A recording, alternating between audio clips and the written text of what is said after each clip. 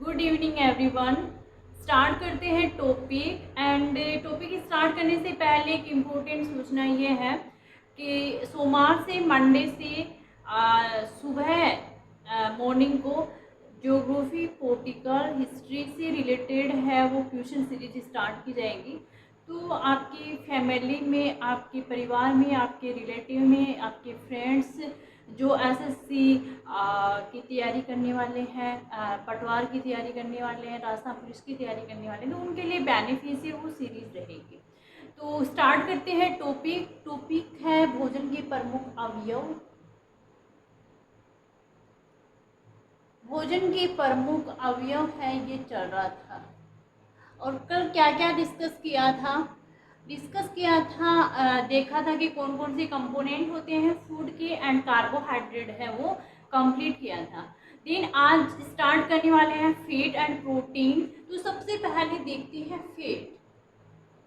Fat होती है वसा। तो वसा का निर्माण है, वसा का जो निर्माण है वो कैसे होता है। वसा मतलब क्या, कौन सा वर्ग इसके अंतर्गत सम्मिलित होता है। जो चिकनायुक्त पदार्थ होते हैं वो टोटल वसा के अंदर इंक्लूड होते हैं। जैसे कि वसा में लिपिड वर्ग है वो सम्मिलित होता है।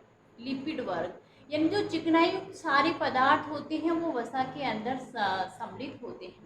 वसा का निर्माण है, जिसे मैंने कार्बोहाइड्रेट का फंक्शन बताया था कि कार्बन, हाइड्रोजन और ऑक्सीजन मिलकर जो है वो उसका निर्माण करते हैं कार्बोहाइड्रेट का।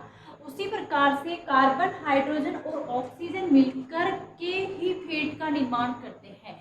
लेकिन कार्बन, हाइड्रोजन और ऑक्सीजन में, फैट में कार्बन और हाइड्रोजन मात्रा में ज़्यादा होती है बजाय ऑक्सीजन के। ऑक्सीजन कम होती है। वसा एक ऐसा खाद्य पदार्थ होता है जिससे सबसे अधिक एनर्जी मिलती है, सबसे अधिक ऊर्जा है वो मिलती है। सबसे अधिक ऊर्जा वसा से ही मिलती है, सबसे ज़्यादा एनर्जी। बार बार इस चीज़ को मैं यहाँ पे जोर दे रही हूँ क्योंकि ऐसा क्वेश्चन ऑलरेडी पूछा जा चुका है एग्जाम में। तो आपको ध्यान रखना है कि सबसे ज़्यादा एनर्जी है वो वसा से मिलती है। बोले तो 1 ग्राम वसा का जब ऑक्सीकरण होता है, 1 ग्राम वसा का, तो 1 ग्राम वसा के ऑक्सीकरण से कितनी एनर्जी मिलती है? लगभग 9 किलो कैलोरी है वो वसा का जो है वो 1 ग्राम वसा के ऑक्सीकरण से लगभग 9 किलो कैलोरी है वो ऊर्जा आपकी निर्मित होती है। तो ये होती है फैट। एंड इसमें आपको एक चीज़ ध्यान में ये रखना है कि जो वसा है इसका जो पाचन, जब डाइजेस्टिव सिस्टम पढ़ रही थी, डाइजेस्टिव सिस्टम पढ़ा था मैंने तभी आपको बताया था कि इसका जो डाइजेशन होता है, वसा का डाइजेशन, देखो कार्बोहाइड्रेट का डाइजेशन मुख से स्टार्ट हो जाता है। सबसे पहले मैंने आपको कल भी बताया था कि सबसे पहले डाइजेशन कार्बोहाइड्रेट का स्टार्ट होता है, देन प्रोटीन का, और उसके बाद में फैट का डाइजेशन स्टार्ट होता है।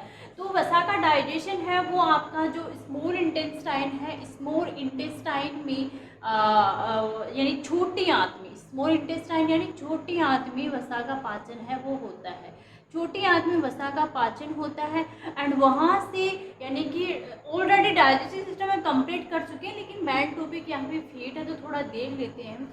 छोटी आंत में इसका डाइजेशन होता है और ये किस में बढ़ जाता है? ये फैटी एसिड में, ये फैटी एसिड में बढ़ जाता है और ग्लिसरॉल में बढ़ जाता है। फैटी एसिड एंड ग्लिसरॉल में। मेरे कहने का तात्पर्य यह है कि जैसे कार्बोहाइड्रेट का अब्जॉर्प्शन ग्लूकोज के रूप में होता है, उसी प्रकार से जो आपका फैट है, तो फैट का अब्जॉर्प्शन है, कुछ फैट है वो ग्लूकोज में कन्वर्ट हो जाती है ऐसा, लेकिन मोस्ट ऑफ फैट है वो आपके जो फैटी एसिड है और ग्लिसरॉल के रूप में इसका जो है वो अब्जॉर्प्शन होता है। यानी कि जब स्मॉल इंटेस्टाइन में इसका पाचन होता है फैट का, तो एक एंजाइम होता है लाइपेज एंजाइम, और उस एंजाइम का बड़ा इंपॉर्टेंट रोल होता है, क्योंकि लाइपेज एंजाइम है वो ऑब्वियसली वसा पे ही काम करता है। जब वसा के सोर्सेज की बात करते हैं तो इसके सोर्सेज में बहुत सारे पदार्थ हैं वो इंक्लूड हो जाते हैं। सबसे पहली बात तो आपको यही देखने को मिलती है, अगर मैं सोर्स की बात करूं कि वसा है कहाँ से मिलती है, तो वसा ऑलरेडी डिस्कस कर चुके हैं कि जो चिकनाई युक्त पदार्थ होते हैं, दिमाग में इतना रखना, जितने भी जो ऑयल होते हैं उन ऑयल में फैट होती है, ऑयल होते हैं उनसे फैट है, वसा है वो मिलती है। सेकेंड चीज जो देखने को ये मिलती है कि दूध है, दूध से वसा मिलती है।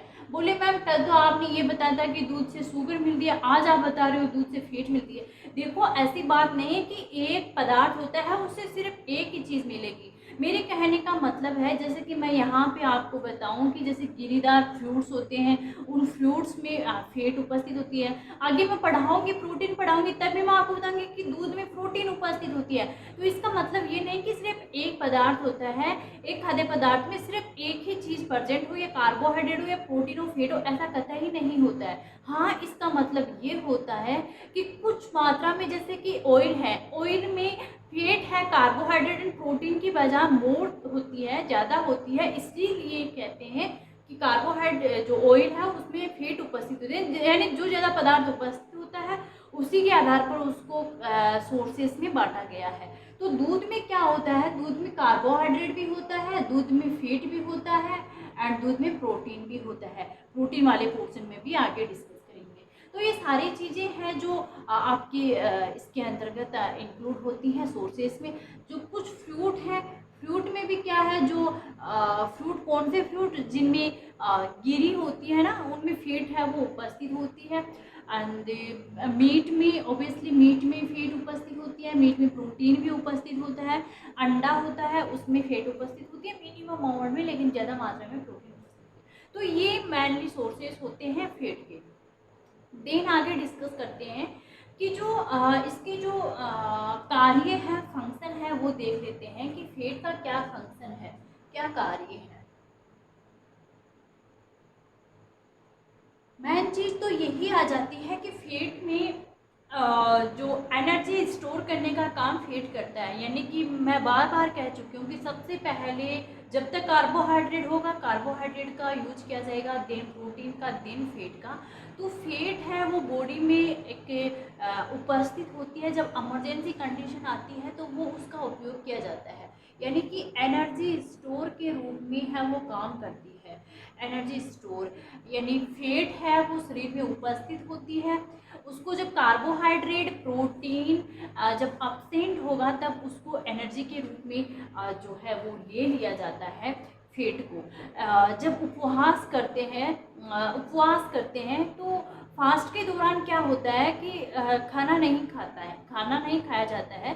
उसका साइंटिफिक रीज़न, यानी फास्ट करने का साइंटिफिक रीज़न ये होता है कि मैं यहाँ पे स्पिरिचुअल तरीके से वो नहीं कर रही हूँ कि आप एक आध्यात्मिक हो, आपको आपके मतलब ऑब्जेक्शन कर रही हो, वैसा आपको नहीं, मैं साइंटिफिक तरीके से आपको बता रही हूँ कि साइंटिफिक रीज़न ये होता है फास्ट करने का कि जो आपकी बॉडी में एक्स्ट्रा फैट प्रेजेंट होती है उस फैट को यूज कर लिया जाए। यानी आप फूड नहीं लोगे, आप कार्बोहाइड्रेट नहीं ले रहे हो, आप प्रोटीन नहीं ले रहे हो, तो फिर आपके पास में जो ऑप्शन बचेगा यानी कि फैट उपस्थित होती है, तो उस फैट का जो है वो ऑक्सीकरण होगा एंड देन उससे आपको एनर्जी मिल जाएगी।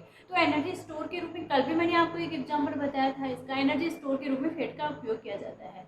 दूसरा जो इसका यूज़ किया जाता है इसके फंक्शन में कि विटामिन डी का जो सिंथेसिस होता है, मोस्ट ऑफ विटामिन है वो आपके बाहर से ही लिए जाते हैं, लेकिन विटामिन डी होता है, विटामिन आगे पढ़ेंगे, डिस्कस करेंगे तब भी देखेंगे, लेकिन यहाँ फैट में आ रहा है तो देख लेते हैं कि विटामिन डी का सिंथेसिस है, इसका सिंथेसिस है वो बॉडी के अंदर होता है, ये बाहर से नहीं लिया जाता है। तो इसके सिंथेसिस में जो है वो फैट इम्पोर्टेंट रोल है वो प्ले करती है। तीसरा वर्क इसका एक ये देखा जाता है कि जो फैट है वो ठंडक से बचाती है, फैट है वो ठंडक से बचाती है आपकी या दाब से बचाती है। कहने का मतलब है कि तापरोधी के रूप में कार्य करती है। तापरोधी का मतलब यहाँ मैं क्या कहना चाह रही हूँ, यानी कि आपने डिनोट किया होगा कि जो लोग मोटे होते हैं उनको कम सर्दी लगती है, जो लोग पतले होते हैं उनको की तुलना में थोड़ी ज़्यादा सर्दी लगती है।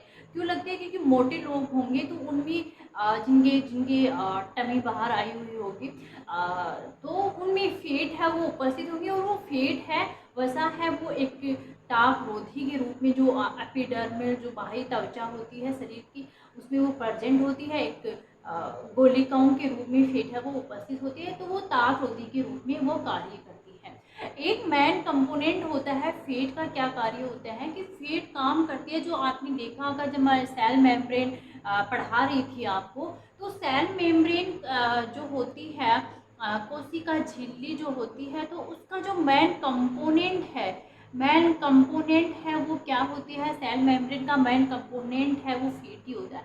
आपने पढ़ा होगा लिपिड बाइलेयर की सेल मेम्ब्रेन बनी हुई। तो लिपिड क्या है? मैंने अभी बताया ना, लिपिड फैट लिपिड वर्ग के अंदर इंक्लूड होता है। तो सेल मेम्ब्रेन का मेन कंपोनेंट, चाहे प्लाज्मा सेल मेम्ब्रेन हो, चाहे आपकी वो एनिमल सेल मेम्ब्रेन हो, चाहे प्लांट सेल मेम्ब्रेन हो। तो सेल वॉल नहीं बता रही हूँ मैं, सेल वॉल तो सेलुलोज की बनी होती है जो प्लांट्स में। सेल मेम्ब्रेन को कहा जाता है पीएम प्लाज्मा मेम्ब्रेन। तो इसका मेन कंपोनेंट है वो फैट ही होता है। सेकंड जो यहाँ पे फैट कंप्लीट होता है, फैट में मोटा मोटा देखने को है, ज़्यादा कुछ अंदर डिटेल में जाने को नहीं है। सेकंड देखते हैं, सेकंड बात करते हैं, थर्ड नंबर की बात करते हैं, यानी कि कल कार्बोहाइड्रेट डिस्कस किया था, देन दूसरा नंबर पे फैट है, और तीसरा बात करते हैं प्रोटीन की, जो कि तीनों है मेन खाद्य पदार्थ है, तीनों से एनर्जी मिलती है। प्रोटीन के बारे में मैं बात करूं तो प्रोटीन शरीर का जो मुख्यतः निर्माण है, शरीर का मुख्यतः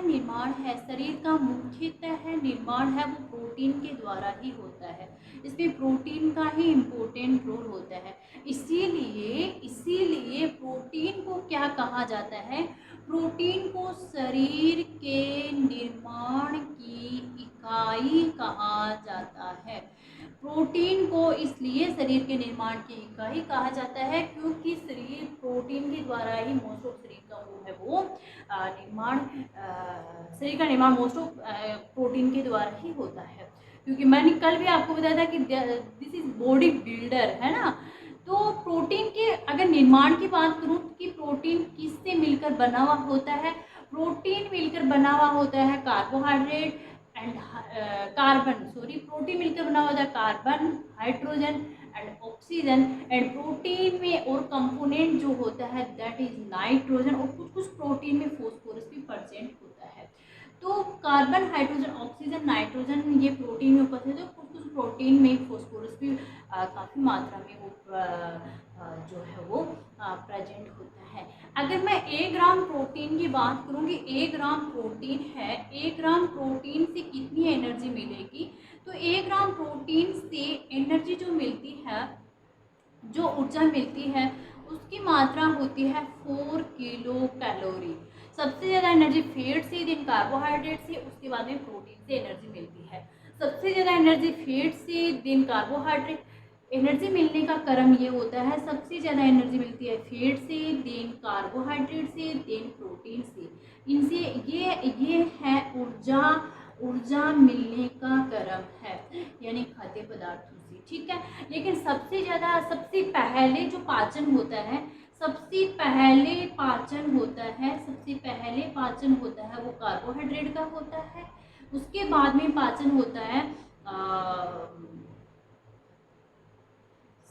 या ऐसे बोल दो कि पाचन होने का क्रम है, डाइजेशन होने का क्रम है वो आपका कार्बोहाइड्रेट का सबसे पहले होता है, देन प्रोटीन का होता है, उसके बाद में फैट का होता है। ये सीक्वेंस चलता है और ये ऊर्जा मिलने का क्रम। इसको आप ध्यान में रखना। कितनी एनर्जी मिलती है कार्बोहाइड्रेट की मैंने बता चुकी हूँ, एंड देन फैट की अभी पढ़े हैं, और प्रोटीन की 4 किलो कैलोरी एनर्जी है वो इनसे मिलती है। एक चीज़ है कि प्रोटीन का निर्माण किनसे मिलकर बना हुआ होता है? प्रोटीन है वो अमाइनो एसिड, जैसे कि अभी आपने पढ़ा है फैटी एसिड एंड ग्लिसरॉल है वो मेन कंपोनेंट होते हैं। फैटी एसिड एंड ग्लिसरॉल मिलकर फैट का निर्माण करती हैं। फैट का जब अब्जॉर्प्शन होता है तो फैटी एसिड एंड ग्लिसरॉल के रूप में इसका अब्जॉर्प्शन होता है स्मॉल इंटेस्टाइन से। ऑलराइट, देन प्रोटीन है, प्रोटीन का जो निर्माण है, वो अमाइनो एसिड से होता है। प्रोटीन का निर्माण है वो अमाइनो एसिड से होता है। मेरे कहने का मतलब ये है कि जब प्रोटीन का डाइजेशन होगा, तब वो प्रोटीन है वो अमाइनो एसिड में टूटेंगे। बहुत सारे अमाइनो एसिड मिलकर, बहुत सारे कितने अमाइनो एसिड मिलकर अमाइनो एसिड होते हैं कि स्मॉलेस्ट यूनिट जो कि प्रोटीन का निर्माण करते हैं। अमाइनो एसिड कितनी होती है? 22 अमाइनो एसिड को अमीनो अम्ल कहा जाता है। अमीनो अम्ल 22 अमीनो अम्ल होते हैं। शरीर में कितनी अमीनो एसिड होते हैं? 22 अमीनो अम्ल होते हैं। इन 22 अमीनो अम्ल में से कुछ अमीनो एसिड होते हैं जो कि मुख्य होते हैं, यानी कि इनकी क्लासिफिकेशन की मैं बात करूं, अमीनो एसिड के क्लासिफिकेशन की मैं बात करूं तो कुछ अमीनो एसिड होंगे जो कि मुख्य होंगे, मुख्य अमीनो एसिड या अमीनो अम्ल, और कुछ अमीनो एसिड होंगे जो कि गौण होंगे, गौण अमीनो अम्ल। मुख्य को प्राइमरी भी बोल सकते हो, गौण को सेकेंडरी, ऐसे बोल सकते हो, लेकिन मेन और जो है मुख्य अमीनो एसिड और गौण अमीनो एसिड हैं वो क्या क्या होते हैं वो देख लेते हैं। देखिए यहाँ पे ऐसा कतई नहीं, कल भी मैंने आपको बताया था माइक्रोन्यूट्रिएंट्स मैंने आपको पढ़ाया था, तो मैंने कहा था कि इम्पोर्टेंस दोनों की इक्वल है। ऐसा नहीं है कि माइक्रोन्यूट्रिएंट्स है वो उनकी इम्पोर्टेंस कम है। हाँ ये है कि वो मैक्रो की तुलना में थोड़ा कम चाहिए होते हैं, लेकिन वो भी उतने ही ज़रूरी होते हैं जितनी मैक्रो होते हैं। उसी प्रकार से मुख्य अमाइनो एसिड एंड गौण अमाइनो एसिड का मतलब ये नहीं है कि इनका जो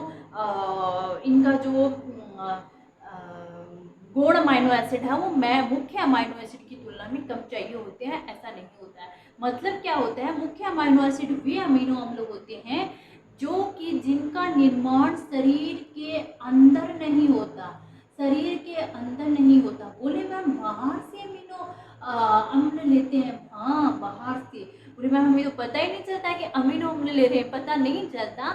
आप जो सब्जी खाते हो, जो दाल लेते हो, रोटी लेते हो, तो उनसे वो पूर्ति हो जाती है, आपको पता नहीं होता कि हम अमाइनो एसिड ले रहे हैं क्या ले रहे हैं।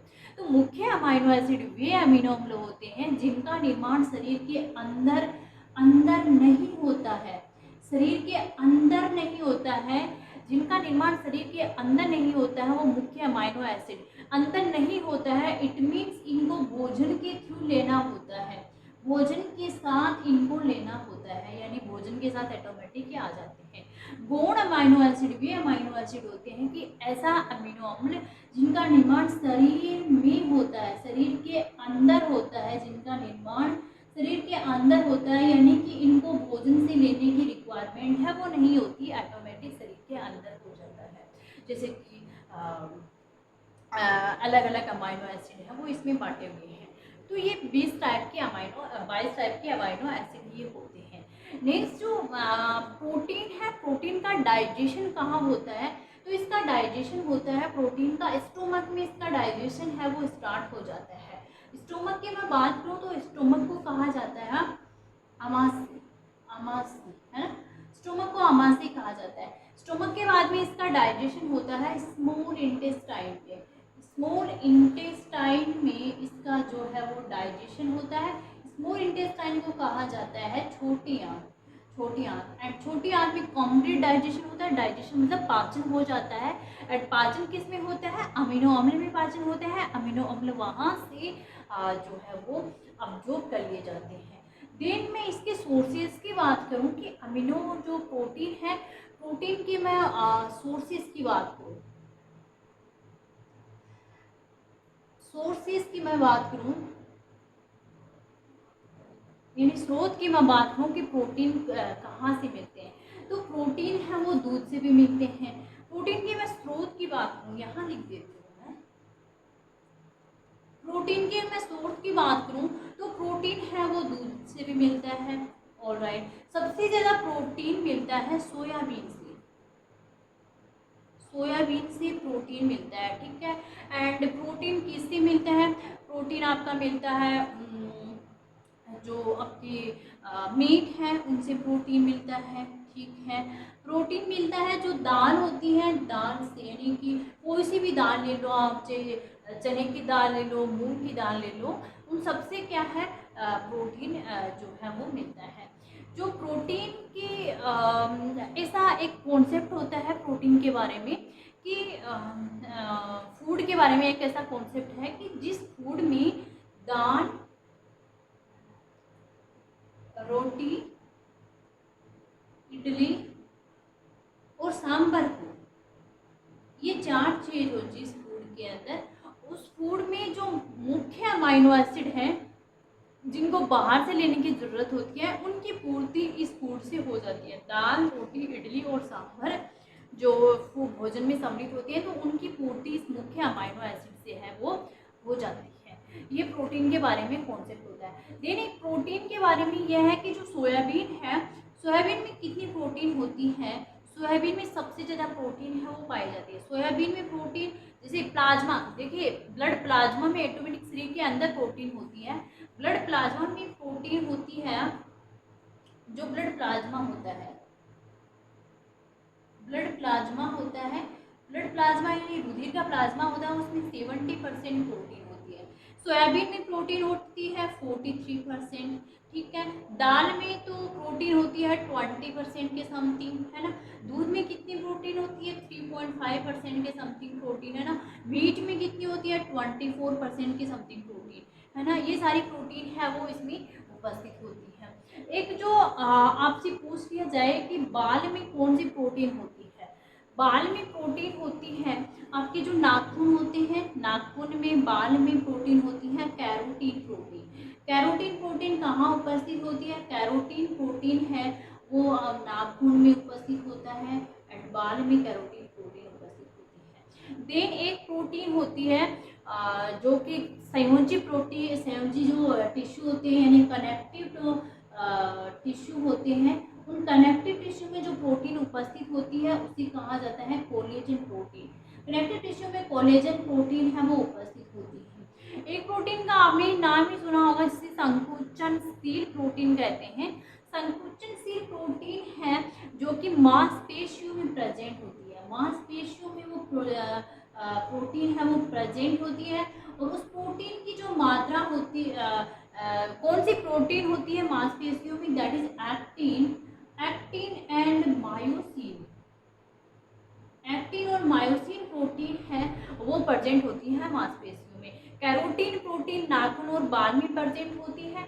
कोलेजन जो कनेक्टिव टिश्यू में कोलेजन प्रोटीन है वो प्रेजेंट होती है एंड मांसपेशियों में एक्टिन और मायोसिन प्रोटीन है वो प्रेजेंट होती है। देन इसकी फंक्शन की मैं बात करूं कि प्रोटीन का क्या कार्य है, प्रोटीन के मैं कार्य की बात करूँ कि प्रोटीन क्या वर्क करता है, क्या कार्य है। सबसे पहले तो एक चीज़ ये है कि प्रोटीन है वो ग्रोथ एंड डेवलपमेंट में इम्पोर्टेंट रोल प्ले करता है। ग्रोथ एंड डेवलपमेंट है उसमें इम्पोर्टेंट रोल प्ले करता है प्रोटीन। एंड जो शरीर की मरम्मत करनी होती है, सेकंड चीज़ ये है कि प्रोटीन का वर्क ये होता है कि शरीर की जो मरम्मत करनी होती है उस मरम्मत में जो है वो इम्पोर्टेंट रोल प्ले करता है। एंड प्रोटीन है वो रक्षात्मक प्रोटीन भी होती है, यानी कि प्रोटीन आपकी एक मैं ऊपर लिख देती हूँ, प्रोटीन का एक वर्क ये है कि प्रोटीन एक रक्षात्मक प्रोटीन के रूप में भी कार्य करती है। रक्षात्मक प्रोटीन के रूप में कैसे कार्य करती है कि ये शरीर से लड़ने भी जो है वो इम्पोर्टेंट रोल प्ले करती है। जैसे कि जो शिशु होता है, न्यूबॉर्न बेबी जब फीड करता है तो माता के दूध में जो प्रोटीन प्रेजेंट होती है वो प्रोटीन रक्षात्मक प्रोटीन के रूप में कार्य करती है। प्रोटीन आपके परिवहन के रूप में भी कार्य करती है। परिवहन के रूप में कैसे कार्य करती है कि ये पदार्थों को, कंपोनेंट को एक स्थान से लेकर दूसरे स्थान पर पहुंचाने का काम है इसके द्वारा किया जाता है। कैसे, जैसे कि हीमोग्लोबिन होता है, तो हीमोग्लोबिन क्या है, हीमोग्लोबिन एक प्रोटीन ही तो है। तो हीमोग्लोबिन दैट इज परिवहन प्रोटीन, सर्कुलेटरी प्रोटीन। और ये हीमोग्लोबिन का आपको पता है ब्लड अच्छे से डिस्कस कर चुके हैं तो ज़्यादा डिस्कस करने की आवश्यकता नहीं है। देन है प्रोटीन का क्या काम होता है, प्रोटीन काम करती है आपकी जो एंजाइम होते हैं। एंजाइम को आपको पता है कि एंजाइम है वो किससे मिलकर बने होते हैं, एंजाइम प्रोटीन से मिलकर बने हुए होते हैं। तो एंजाइम का जो एंजाइम किसके रूप में कार्य करते हैं, उत्प्रेरक के रूप में, कैटालिटिक नेचर होता है एंजाइम का, यानी उत्प्रेरक के रूप में एंजाइम कार्य करते हैं। एंजाइम प्रोटीन से मिलकर ही बने हुए होते हैं। प्रोटीन का आपकी जो ऐसी समझ लीजिए रेगुलेशन का वर्क है वो प्रोटीन के द्वारा ही किया जाता है। देखो कितनी वर्क है, प्रोटीन है ग्रोथ एंड डेवलपमेंट का वर्क करती है, प्रोटीन शरीर की मरम्मत करने का काम करती है, प्रोटीन रक्षात्मक प्रोटीन भी होती है जो कि शिशु के न्यूबॉर्न बेबी जब फीड करते हैं, माता के दूध में जो प्रोटीन होती है वो शरीर में एंटीबॉडी विकसित करती है और वो जो बाहर से विषाणु रोगाणु जो भी होते हैं उनसे लड़ने में क्षमता प्रदान करती है। देन सर्कुलेटरी प्रोटीन होती है, that is haemoglobin, and enzyme होता है वो प्रोटीन से मिलकर बने हुए होते हैं, उनको वो उत्प्रेरक के रूप में कार्य करते हैं, यानी कि वो अभिक्रियाओं को तेज गति से बढ़ाते हैं, जो है वो मेटाबॉलिक एक्टिविटी में अपना इम्पोर्टेंट रोल प्ले करते हैं। रेगुलेशन का काम भी प्रोटीन के द्वारा किया जाता है। एक जो प्रोटीन के बारे में कॉन्सेप्ट आता है वो प्रोटीन के बारे में कॉन्सेप्ट होता है PEM।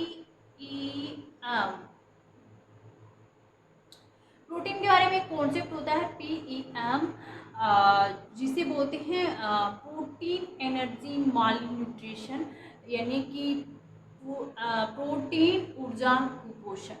ये क्या है PEM? ये कॉन्सेप्ट है प्रोटीन के बारे में। यहाँ पे थोड़ी जगह नहीं है बोर्ड पे, मैं आपको ऐसे बता देती हूँ। प्रोटीन के बारे में ये है कि PEM ये है कि इसमें जो बच्चे होते हैं 5 साल की उम्र तक के, 5 साल की उम्र तक के बच्चे को जो है उनको न्यूट्रिशन नहीं मिल पाता है प्रोटीन का मोस्ट ऑफ प्रोटीन का न्यूट्रिशन नहीं मिल पाता है, वो कुपोषण के शिकार हो जाते हैं इस बीमारी में। कौन सी डिजीज होती है? 2 डिजीज होती है। एक डिजीज होती है मैरास्मस डिजीज, एक डिजीज होती है मैरास्मस, और दूसरी जो डिजीज होती है वो क्वासिओरकोर।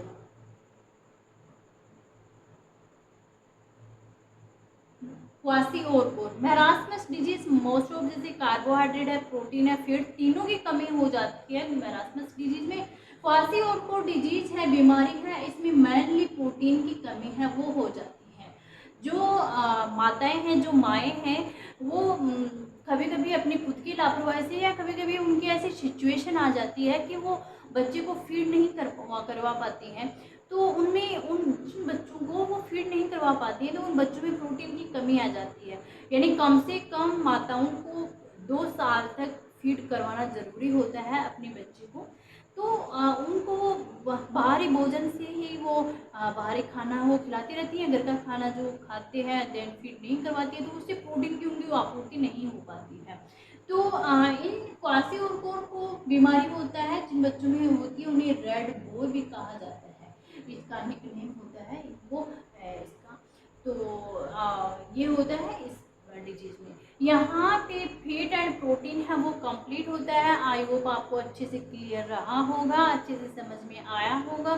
तो चैनल को सब्सक्राइब कर लीजिए, अगर चैनल पे नए हो तो अपने फ्रेंड्स के साथ में शेयर कीजिए ताकि सभी लोग हैं वो पढ़ सके, उनको अच्छा मैटर मिल सके, अच्छे से समझ में आए। तो पढ़ते रहिए, मेहनत करते रहिए। All the best.